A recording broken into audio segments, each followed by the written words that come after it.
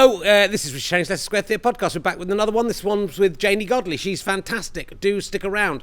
If you enjoy these podcasts, you can help us make more by going to www.gofasterstripe.com/badges and either buy a one-off badge for £1 or buy a monthly badge for £1 or more, or just make a donation of anything you want. You don't even have to have a badge in return.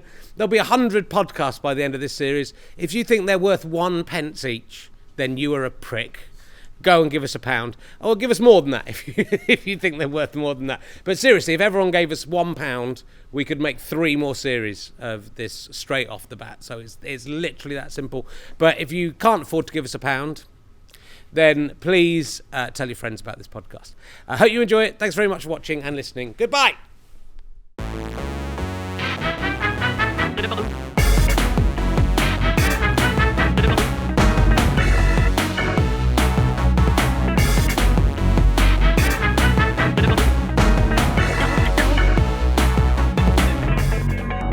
Welcome to the Leicester Square Theatre. Please welcome a man who's going to beg you for permission to come. It's Richard Herring.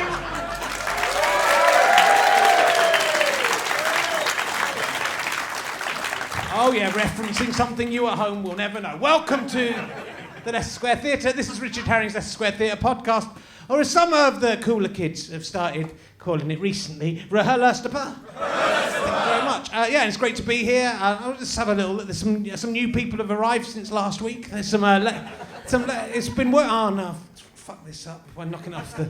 It's all out of focus. Oh, what a disaster. There's. I only use it hardly ever. It's on standby. No, it's fine.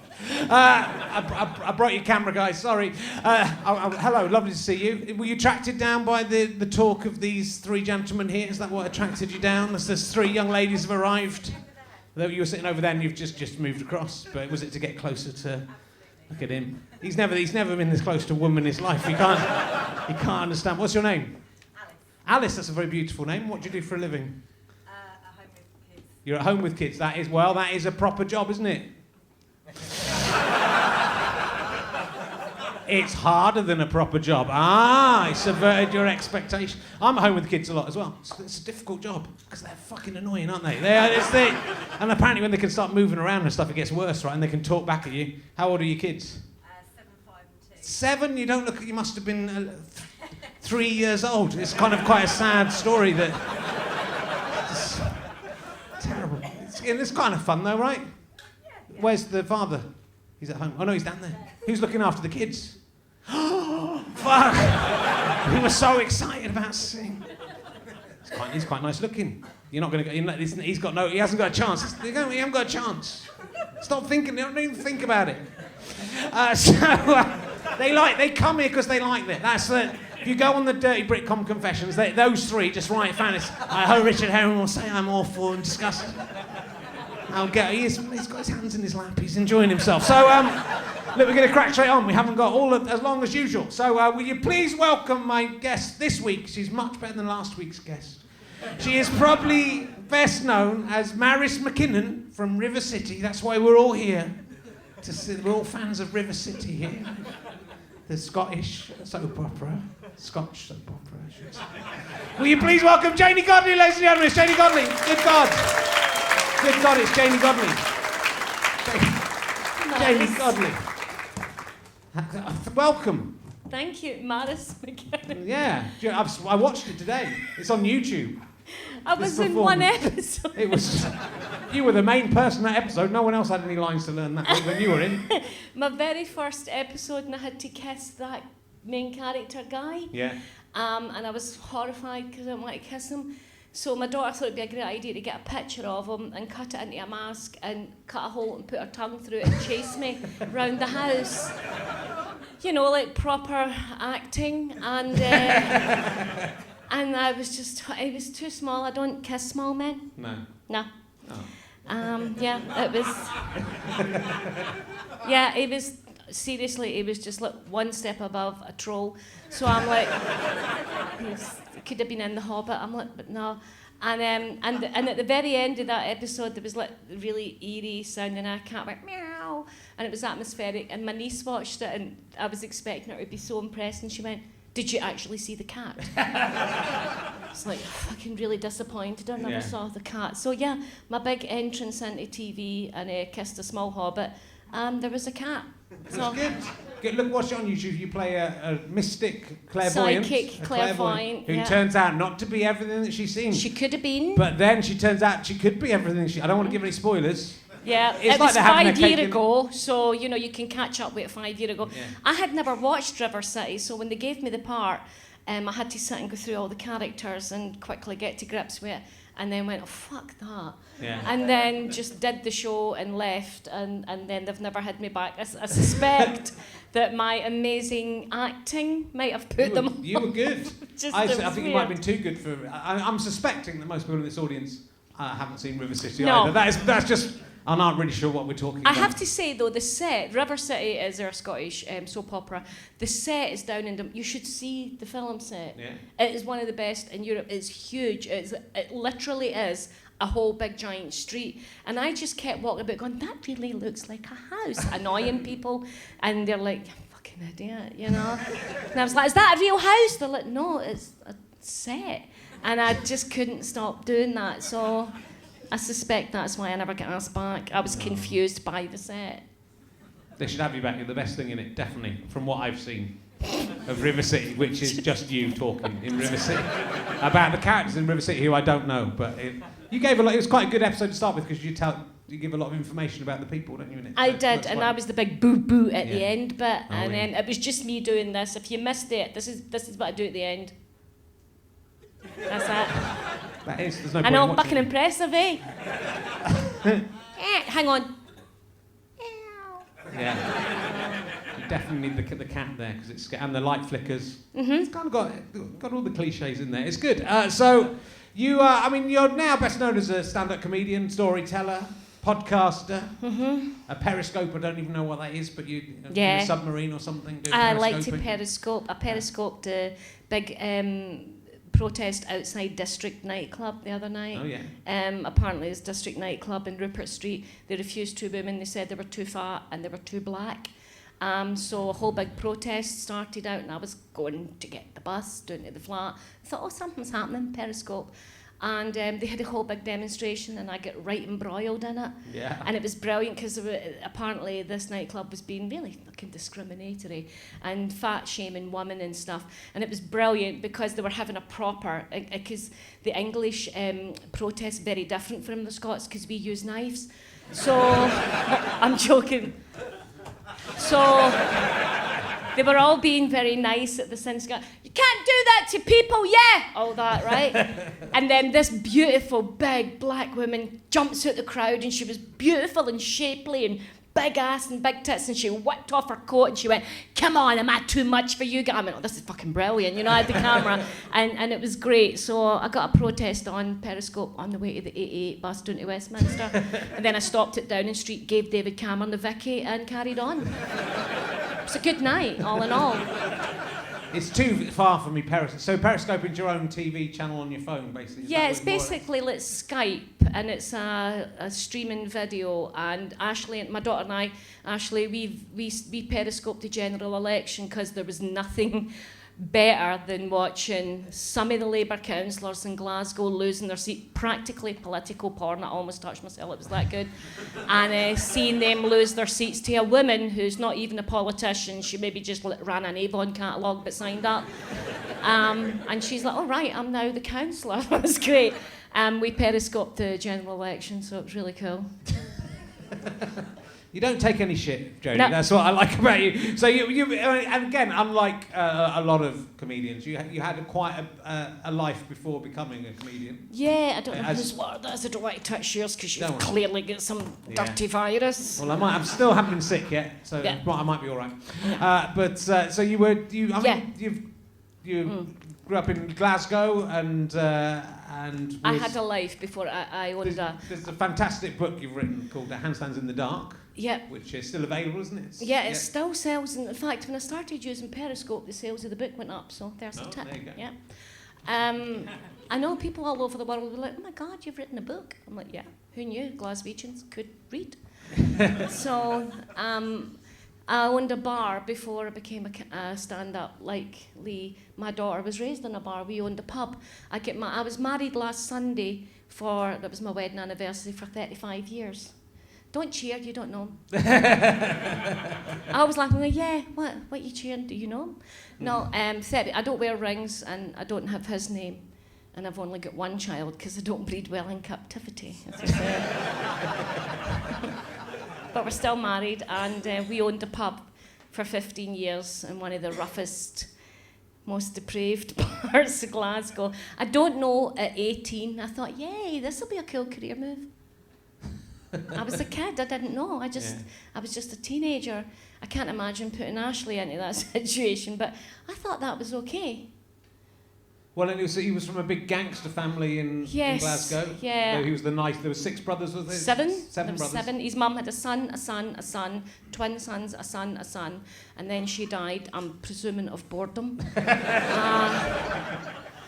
I didn't know they were gangsters. I just thought, what a bunch of organised men. Nobody says hi. We're the gangsters, come on in. I just thought, oh, that's quite an interesting bunch of men in your family. And it was weird. I think what's weird is the politics. And when you say gangster, people assume immediately they were drug dealers. They weren't. My father-in-law did not sell drugs. He was a robber and a murderer, so don't get that mixed up. Because I don't want you to think he's a dirty drug dealing bastard. Yeah, because there is a difference morally, isn't there? So, I don't know if he murdered MD, I'm joking. I don't know. So, it's not like you're introduced to them like that. You kind of, it's like the Von Trapp family. You're like, oh, really? You all can sing and dance? No, it was a kind of slow realisation. But the politics he'd been in was such a bunch of men. And it's funny because people say things like, oh, you know, you shouldn't work with this person, they're misogynist, or you shouldn't do that. I was like, I owned a pub in the East End of Glasgow, I married into a gangster family, and I work in comedy, for fuck's sake. Don't tell me how I should be dealing with misogyny, seriously. And it was really, the dynamics of that was weird, because my father-in-law was a typical big Glasgow man who had 7 sons, and it was very Shakespearean at times, you know? Yeah. He would, you know, if I ever had an argument with my husband, he would say, come on up and speak to me. And I was like, okay. And then he'd say, you know, if you ever get fed up with him, I'm like, where is this going? You know, you could always come here. I'm like, you genuinely saying that when I'm finished fucking your creepy mental son, I'm going to come here and start sleeping with you? Do you think I fell and banged my head en route to this house? And that was genuinely what he was doing. He was creepy. And I'm like, you know what? I'm just going to go back to your mental son. That's fine. And it took me a wee while to realise, but it was that power struggle thing where, you know, he was quite... They passed women around each other, the other brothers as well. Yeah. And it wasn't... It sounds weird me saying this now and you thinking, well, what did you say about it? When you're in that and you don't really know what that is, and it's not until I left and then I look back and go, was that in a cult? What the fuck was I thinking?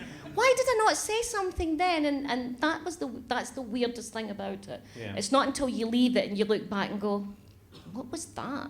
And then you realise that it was bad and wrong and politically mental and socially stupid, and you think I should have said this or I should have did that, but I didn't. I was a teenager married into a mental family, so. And to make matters worse, my husband had autism and Asperger's. I never knew that's what he had. I thought he was just a Catholic.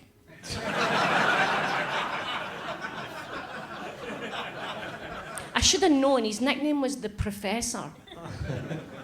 But didn't know. But you did well. There was.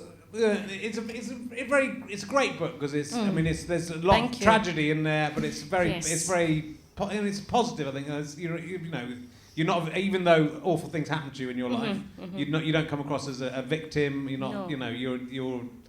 I think that it's hard to. he's getting to a point where I was sexually abused and raped and beaten up as a child. And then I married into a gangster family, and then my mother was murdered, and then my brother died of AIDS, and I haven't even killed a gypsy in a past life.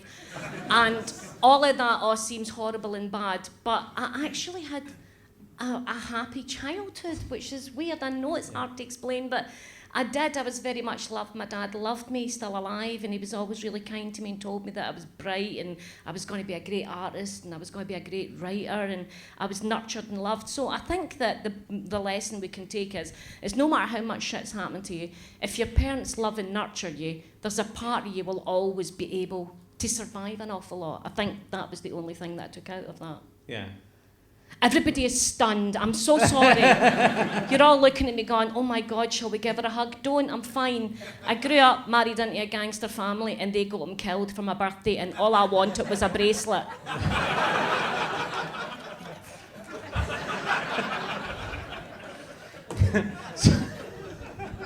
But yeah, it's true. He was right. You are an amazing writer because you write a blog as well. Yeah. But the book's beautifully written. But the blogs, oh, thanks.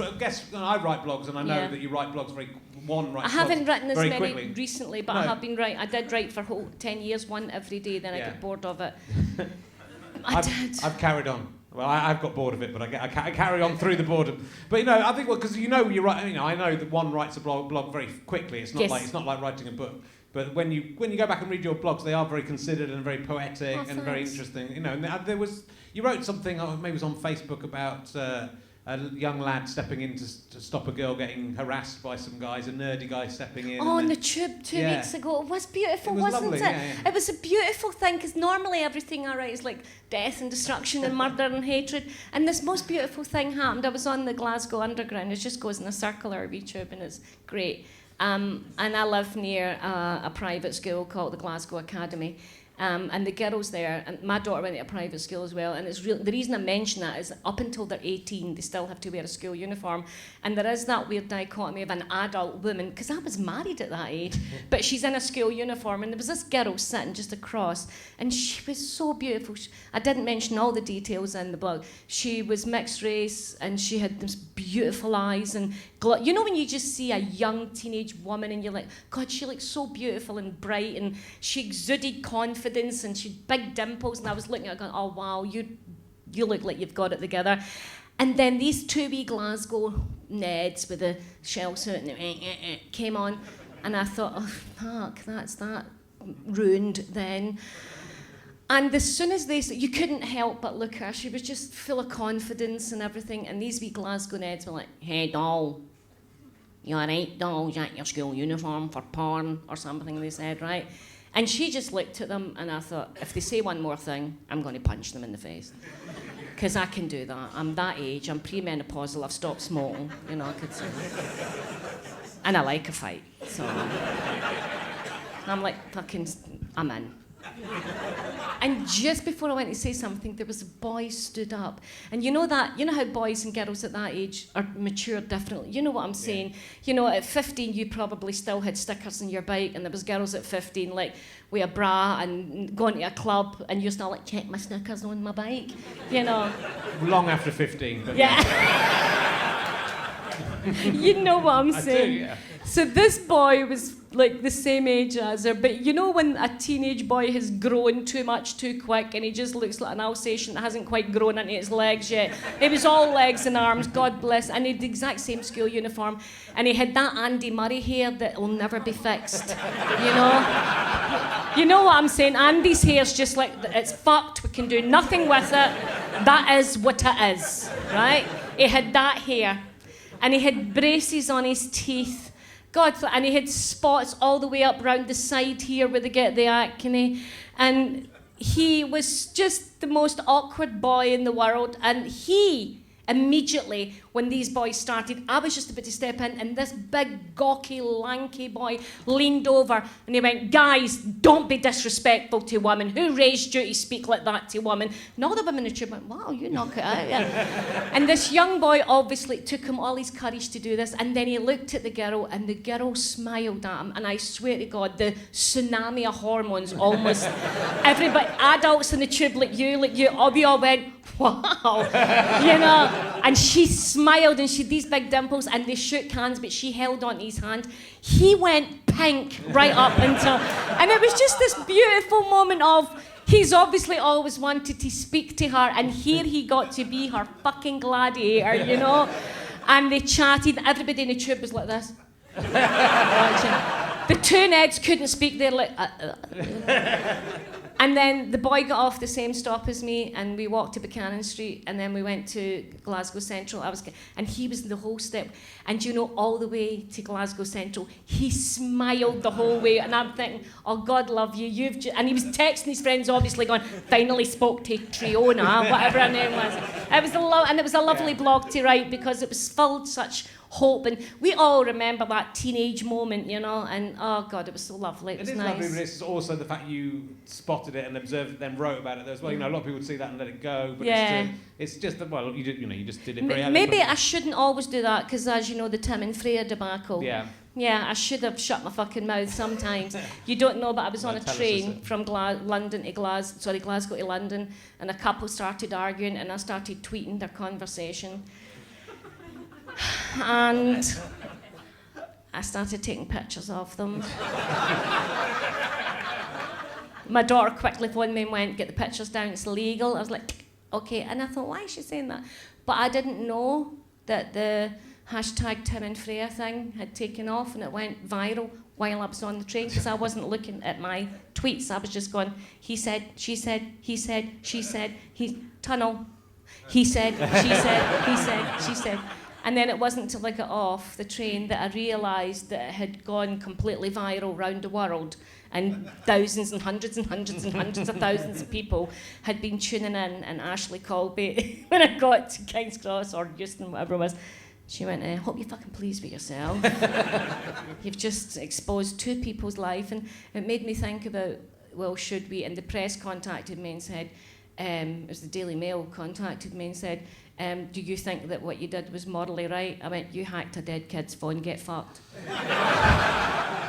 Or News of the World, whoever it was, you know, get fucked. You take up shots of Jordan's skirt, you take pictures of Suri Cruise and talk about her beautiful legs, go away. So they never spoke to me again. So, but yeah, I shouldn't have did that. No, but you kind of, I think with this, that's the thing with the internet age, is you're sort of living and learning as you go, but it was very entertaining as well. So did it become like not a play exactly? Yeah, Ashley took my daughter Ashley took the transcript of all the words and she made it into a play, and we put it on for one day at the Edinburgh Festival, and we cast it and we put it together, and she did the music, which was Rachmaninoff's music, which was Brief Encounter, and she did it as a thing to ask if anybody recognised what the music was, and only one person got it, you know, Mike McShane, the actor, he was in, he went, it was Brief Encounter! You know, yay! But yeah, we put it on as a play, so it worked out quite well in the end. But I did realise that other people were using it as a play. In New York, a lot of theatre groups take it without my fucking permission. But then again, I stole it off two people I saw on the train, so... Yeah.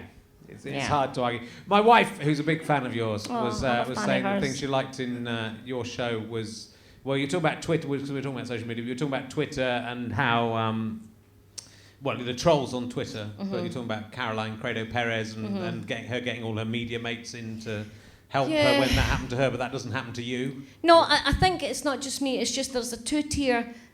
one of the things I hate, and I don't know if you guys hate this, but it's one of my big bugbears of society, is there's a law for one and a law for other.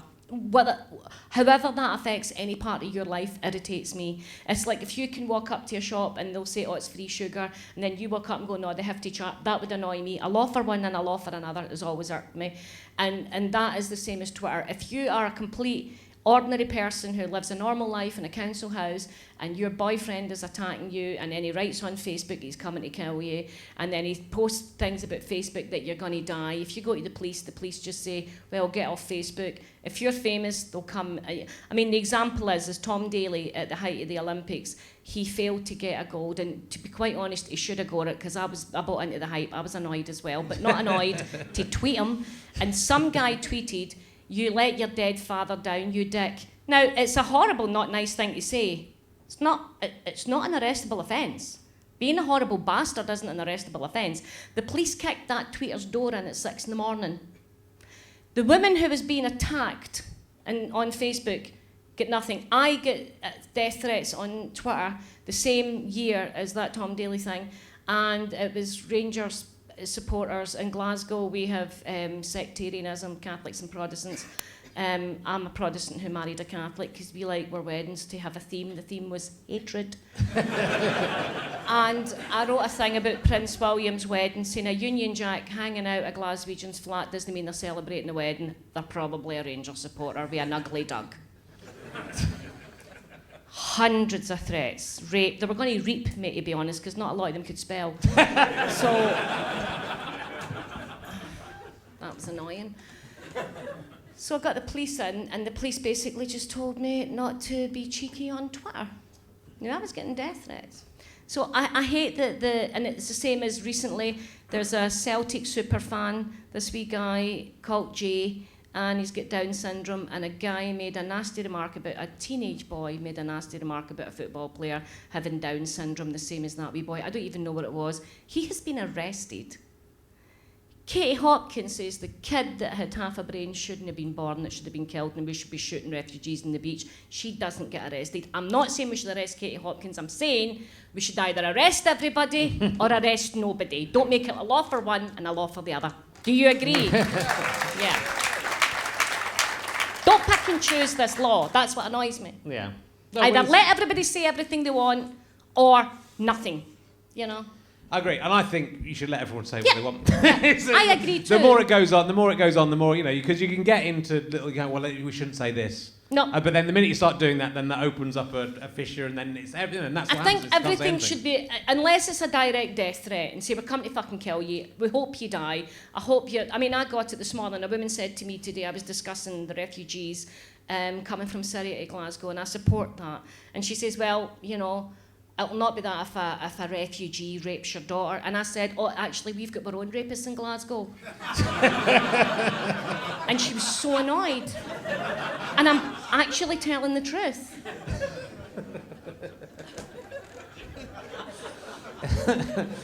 Well, you do. Life and incident seems to attract itself to you. And yes, I do tend to be the epicenter of disaster, Richard. Yeah.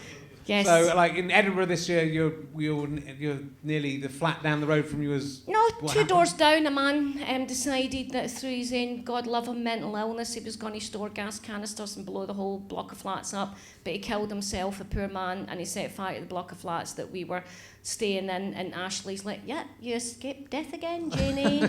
And there is a weird thing that and you know the plastics factory, the stock line plastics that blew up in Glasgow? Yeah. I was there as well.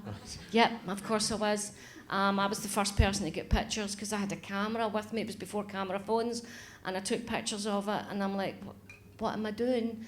And yeah, and of course the most recent was the bin lorry disaster last year. I was on the spot just as everything went past, and the carnage was on the street. And of course, yes, I was standing right on the street, and I'm thinking, what is this? What's happening?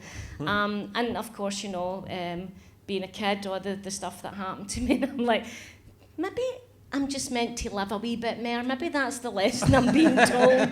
Just keep living a wee bit more, Janey. But it was weird because the bin lorry disaster was, I don't know what the name for it is, but I just arrived on the scene when if you imagine, if you come to a crossroads in a really busy street in Glasgow, and there is carnage, and I won't describe what I saw, and there was an awful lot there, but there is no vehicles.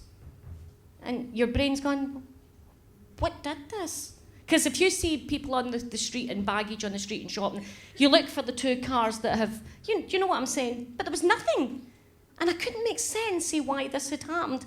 And then the policeman panicked, and we calmed each other down, and then I managed to stop the traffic coming up Queen Street because it was Christmas and the fairground was there. And I went down Queen Street and I stopped people from coming up. Not just me, lots of other people did. You know, it wasn't just me. And we were saying, don't go up, because there was an awful lot of mess. And I came home, and my husband, as I told you, he's got autism and Asperger's, and I had been out to get Ashley a Christmas present because I'd not got her Christmas.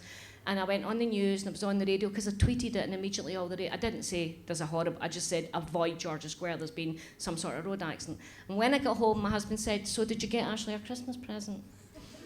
I'd been out for 3 hours, didn't even know where I'd been. I was blank. I was speaking to Channel 4 and I was white and I was eating a cake in the street and I've lost 2 hours of my life. I went, well, I was in the middle of a horrible accident. He went, yeah, but you were out for hours. And Ashley had to say, Mum, I'll deal with this. You mental, shut up! She went, you okay? And that's what autism is. And then he went, I'm sorry. That's fine. But you could have got her something. Yeah. Well, you always manage to find the funny side of, the worst things that can happen, which I think you have to. A good thing came out of that, right. Because I couldn't sleep after the... You see, the thing is I've survived a lot of things in my life and I never really was affected by it terribly. I was always okay. I managed to survive everything okay. But for some reason, that really floored me and I couldn't sleep and I lost my memory for about 2 days. I was forgetting things like forgetting where to put my cup, forgetting where to put my phone, forgot names, couldn't form sentences. And even to this day when I discuss it, I develop a bit of a stutter and I can't get the word out. So it was the one thing that affected me. And then they sent me to therapy, but that didn't work because she was crazy. And the police offered me 15 sessions and they get paid for it as a company. They get paid for all your sessions of therapy. I went for one. She's crack-a-lacking mental. I'm not going back. She did drawings on a whiteboard and none of them were good. And I was like, I'm fine.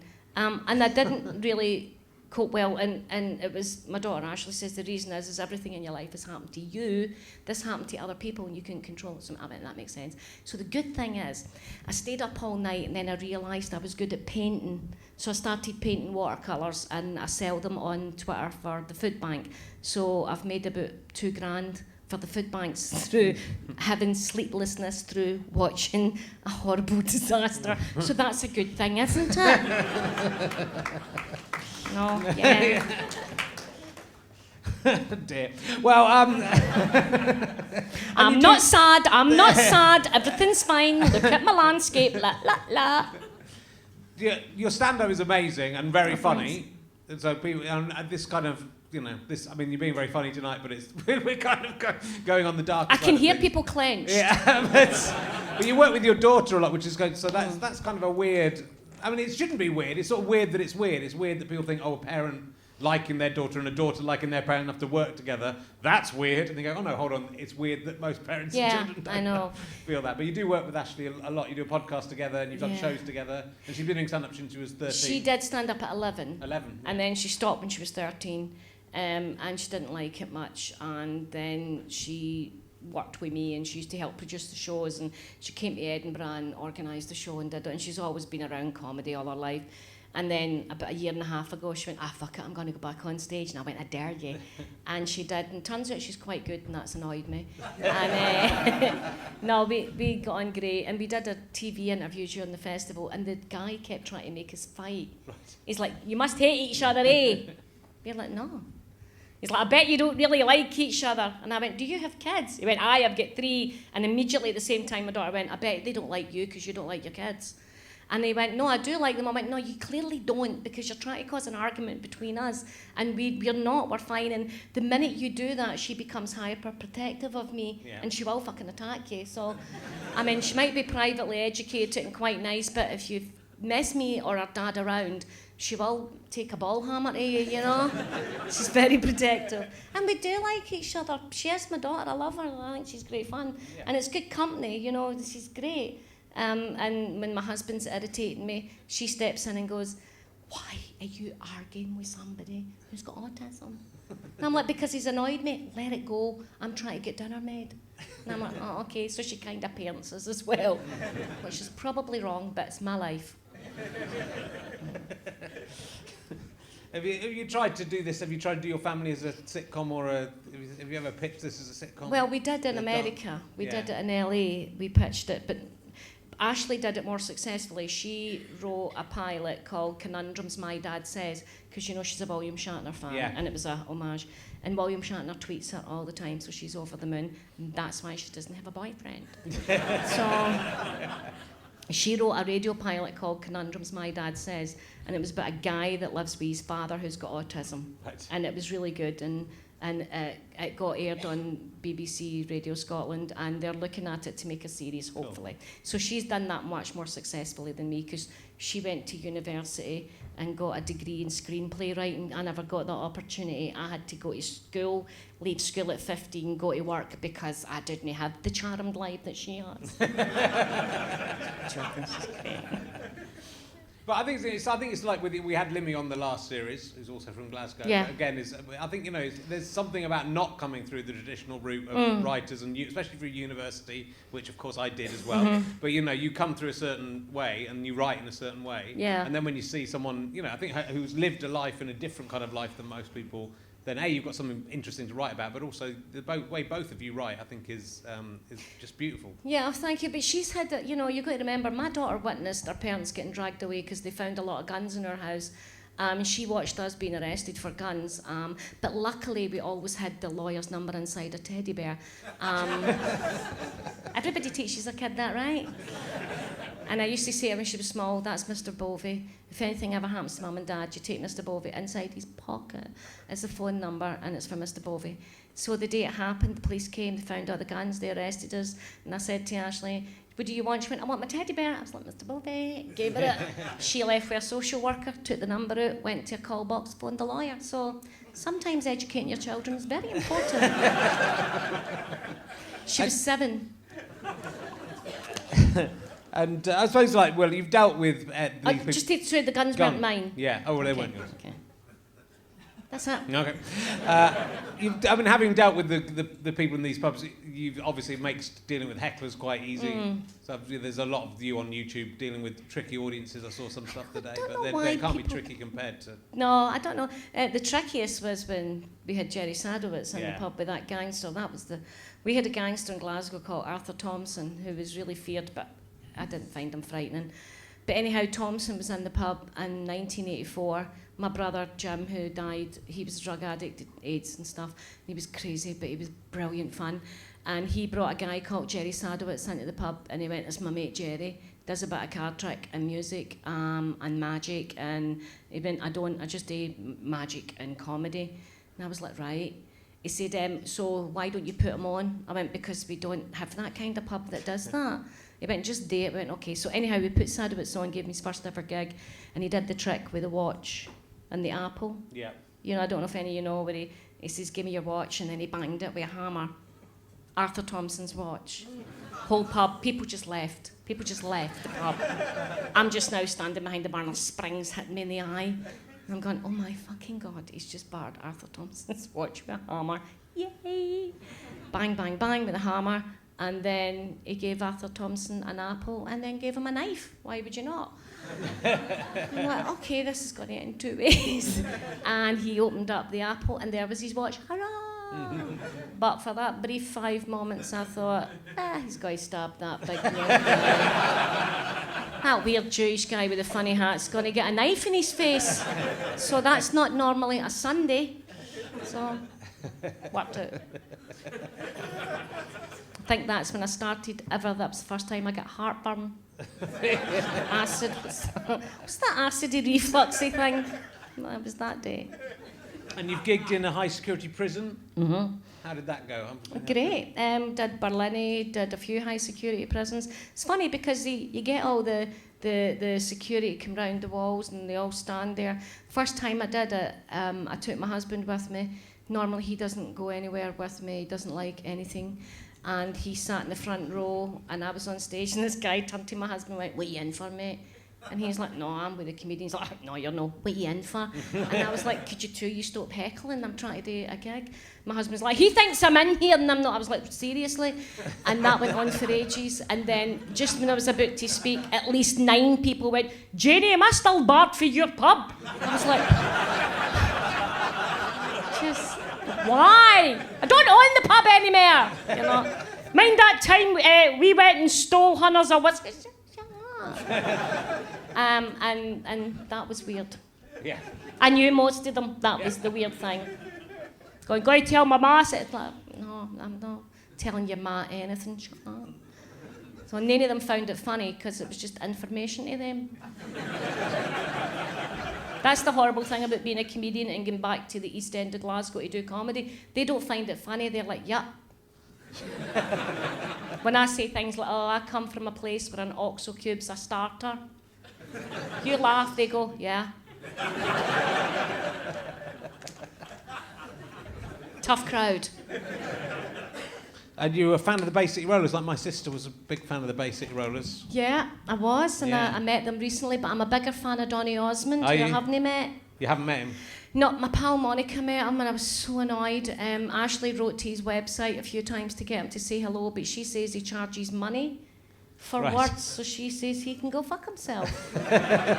So I'm a big Donny fan. One day we'll meet and we'll fall in love, and then I'll go to Utah and I'll get new teeth, and then we'll be happy.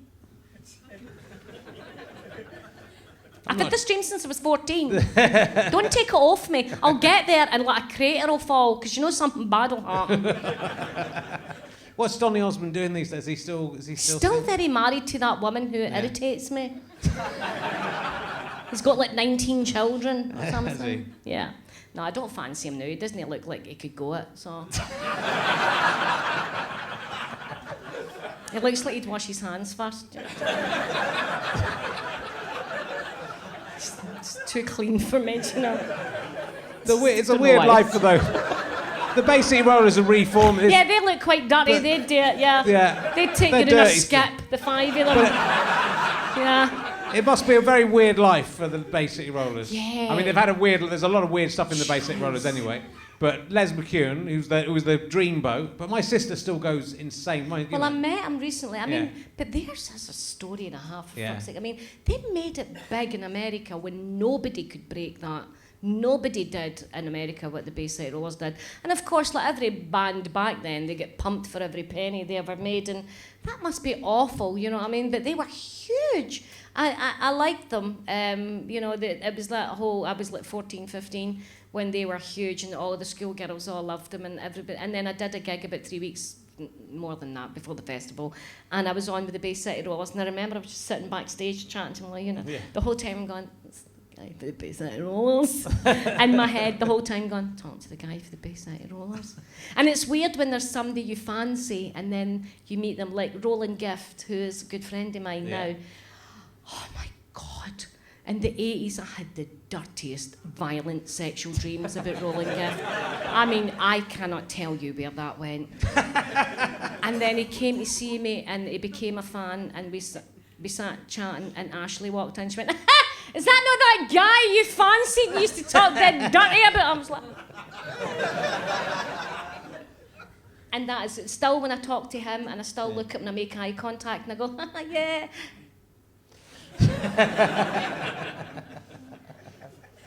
I have the same thing with Janet Ellis, who I used to be crazy about, but now I'm friends Is she with. the Blue Peter? Yeah, Blue Peter and Jigsaw. All right. Yeah. Did you used to think about? I did lifting think her about it. I flowery did a skirt? lot, and you know. Yeah, maybe Roland I Gift as well. I still would, you know, that she's, even though I'm married and she's married. If Yeah, she I'd wanted still to, bang she's- Roland Gift in a minute. Yeah. Please don't let him have. Don't tell him. This might be the moment he might listen to this and then No, go, his wife's my friend. Okay. If she's that good a friend, Yeah, she would share. she would. She's a very lucky woman to have him. So I want to ask you this emergency question because I'm really interested to see. I bet it's not going to lead anywhere. Have you ever seen a ghost? Yes. Yes, thank God. You know my ghost story. I do actually. Yeah, I do. Well, I don't know if I've seen a ghost, but I was in you played that room as well, in the Edinburgh Festival. There's a venue called the Underbelly down on the Cowgate. Does anybody know it? Yeah. Well, it's like a creepy old building. It's where people died. I don't care what anybody said, folk died there. And I think they kept the dead bodies there during the plague or whatever. But it's a creepy old venue, and it's the stage. There was a black curtain, and then the wall behind that black curtain there was like that. There literally was no backstage. And I was doing this play that I wrote called The Point of Yes. excuse me, and it was about when drugs came to the East End of Glasgow, and I played the two characters, because it was never going to be a happy musical, was it? So I played the two characters. Cut a long story short, every now and then I had to stand behind that curtain and then come out. The audience are there like you're there, go behind that black curtain, stand, wait for the lights to change, come out. And one day I stood behind the curtain, just an ordinary day. I've been doing this play every single day. There was nothing different about this day. There was this, what was that shit that used to run down the walls? It was God like knows. Rust or something, Yeah. wasn't it? It was horrible. Sure. And I stood behind the curtain, and the curtain was against my face, just so close, and my head's against the wall. That's how narrow it was. And I was waiting for the cue, and then I just... Not thinking about it, wasn't saying to myself, oh, this is creepy. I was just going, right, what's the next scene? Is this the scene where it's... Yeah. And then I just felt something really close to my face. And I thought, I am not fucking turning my head. Because if I turn my head and I see a disembodied face, I'm going to scream. And I don't believe in ghosts, so this is a whole load of shit.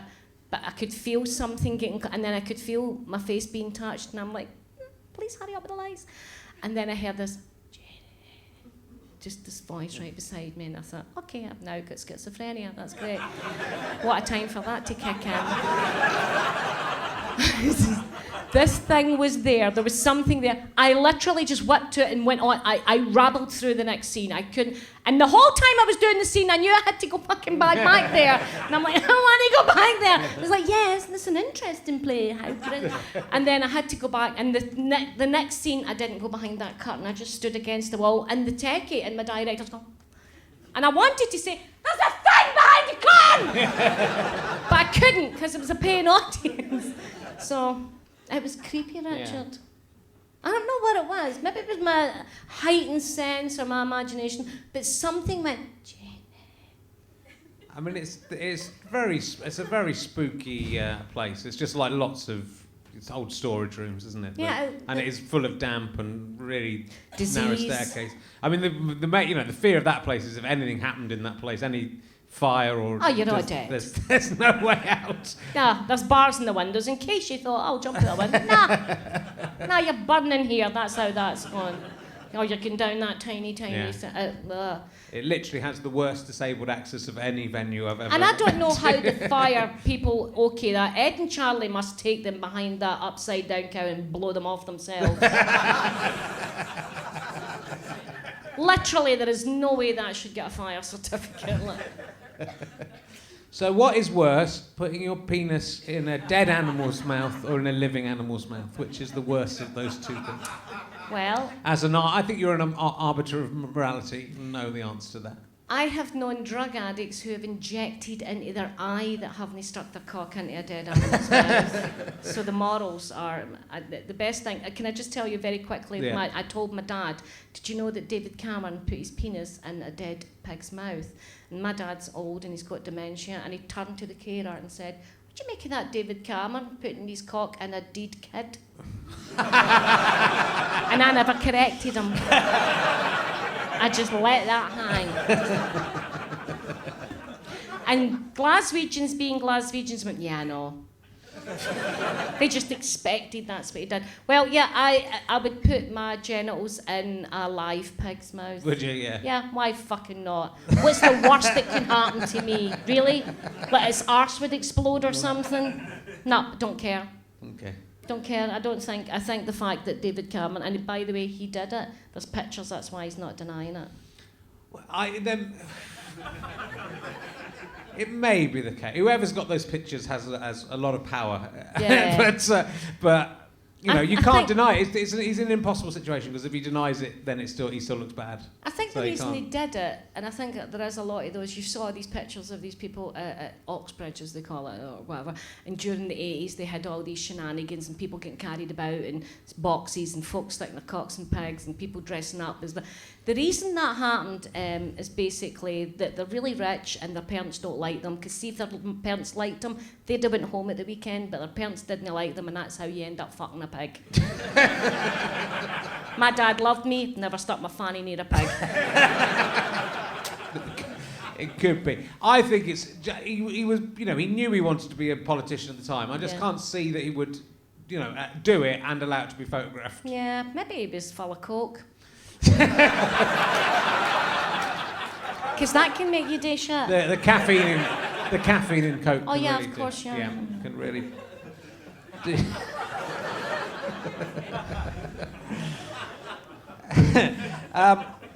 Here's a new emergency question. I'll ask you. Kettle crisps are not as nice as they once were. Have I changed or have they? That's not the question. That's just a thought. If you could travel back in time to compare any food of today with an equivalent in the past, just thought I'd change the mood a little bit.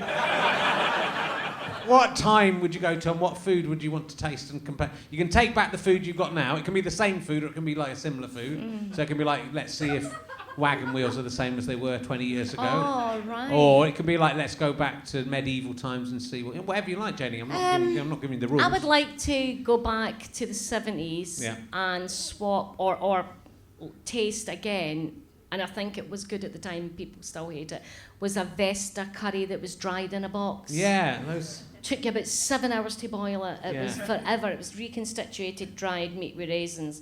And then you boiled it for about 5 hours, and it was convenience food. And forever. And I think that would stand up to the test of time to a curry that you could buy off a van, because you could, get the wee vans that sell curries.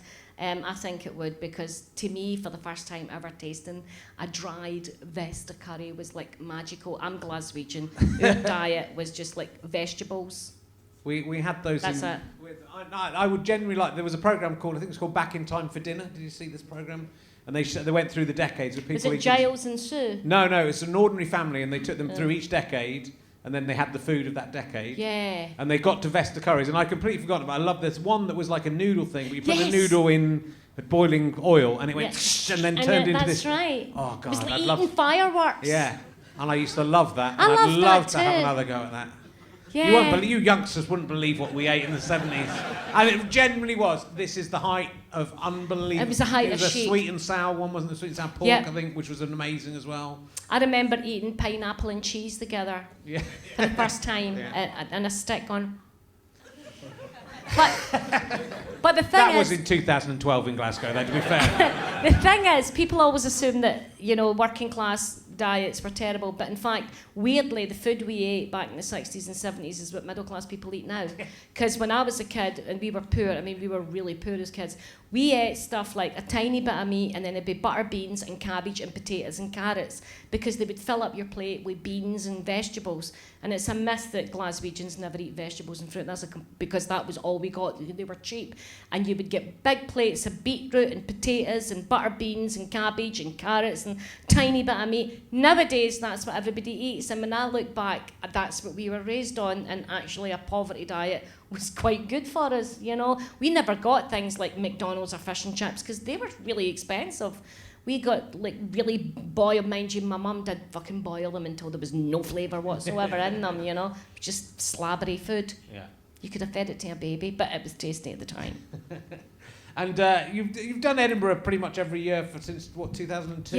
Yeah. And you did the Free Fringe this year, which a lot of people did. Loved the Free Fringe. It was a really good experience because it wasn't about the money I was giving away. It wasn't about the money I wasn't making or the money it was the money I wasn't giving away to a venue, because when we do the festival in the big venues, it's not about the money you make. You're my accountant. I got a new accountant. He went, holy fuck, why did you give these people this much money? I was like, I know, that won't happen again. And I always made money at the festival because I'm in Scotland and I've got a bit of a following. But this year I decided to do the free festival, as did Ashley. And we contacted all the poverty groups and all the food banks, and we contacted everybody we could and said, come and see the show for free. You don't have to put money in the bucket. It's absolutely free. You don't have to give us money. And in fact, if you're skint, take money out the bucket. And it worked. People came and people asked for money out of the bucket, and I was quite happy to give them it. Folk are like, can I get a $5 to get a beer and a bus home? I'm like, sure, knock yourself out. And I made more money this year than I had made in the past 7. Go figure. Socialism works.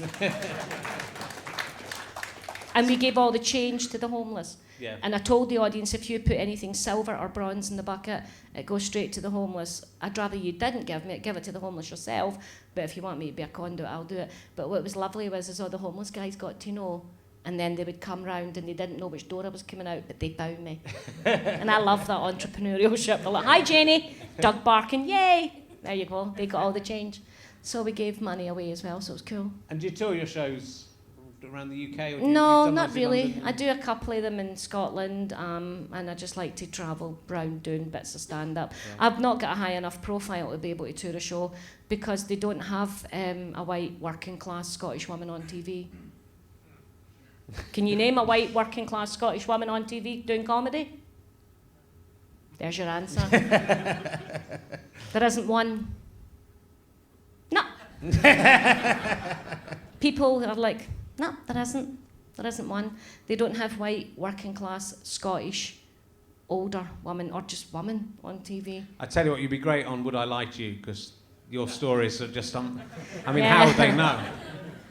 Yeah. There's enough stuff in there. I mean, you could do the whole, next 10 series of Would I Lie to You and still not run out of true stories. I think they're just frightened because they always think that I'll swear on TV, but I don't, and I don't swear on live radio. I'm on Just a Minute tomorrow, my episode, and I've never swore on TV or swore on radio. In fact, I'm the only person to get an apology from Ofcom because they assumed I did swear. I did a TV show called Kings of Comedy in 2004, and there was another woman in the show. And the word cunt was said, and the Channel 4 didn't even look at the tapes when they got the apology. They just assumed it was me, and they issued, "We're sorry, Janey Godley said the C word," and it wasn't me. It was Ava, and she's completely tall and black, completely different to me. But they assumed it was me because I'm Scottish, and then Ofcom had to issue an apology to me. Yeah. So I'm the only person who's got an apology from Ofcom. And then I called them a cunt.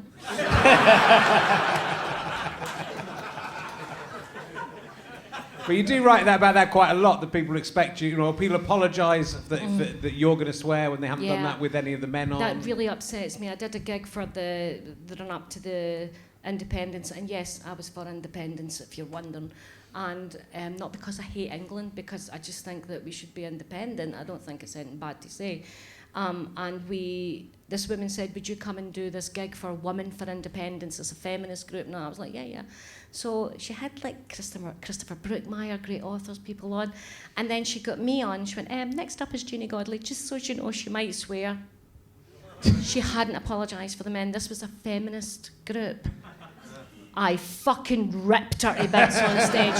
I come on and went, "Well, fuck's sake, I'm glad she apologised for me in advance." And every single man had swore. Yeah. She never apologised before or after, but she apologised for me. I literally fucking ripped her to bits.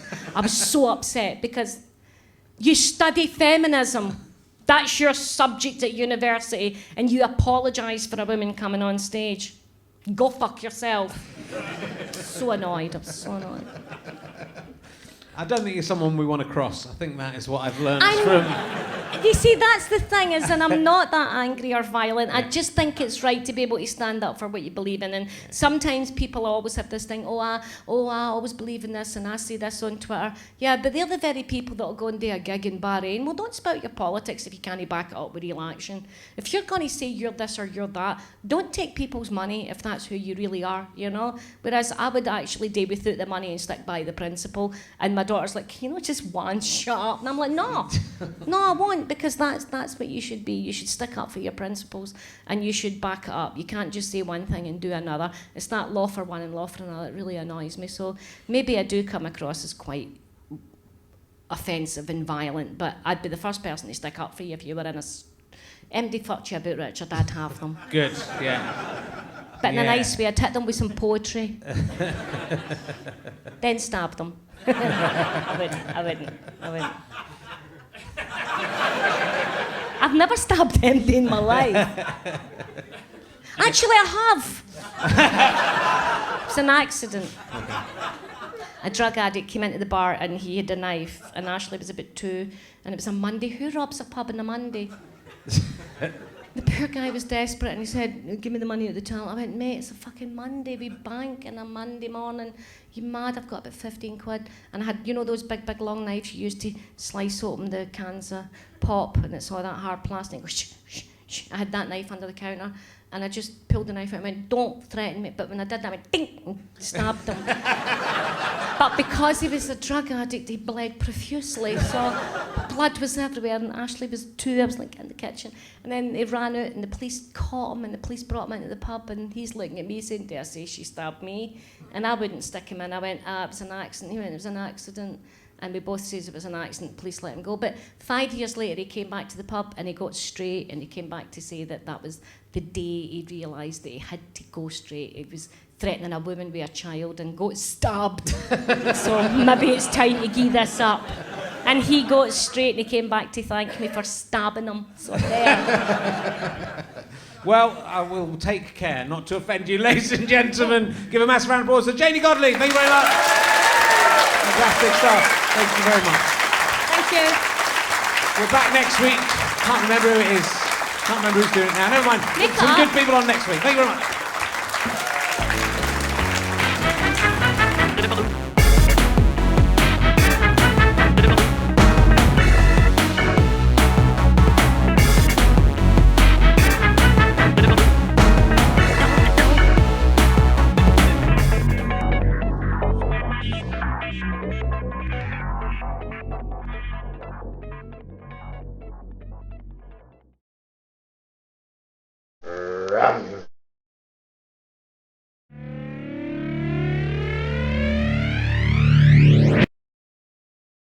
How'd you like them sky potatoes?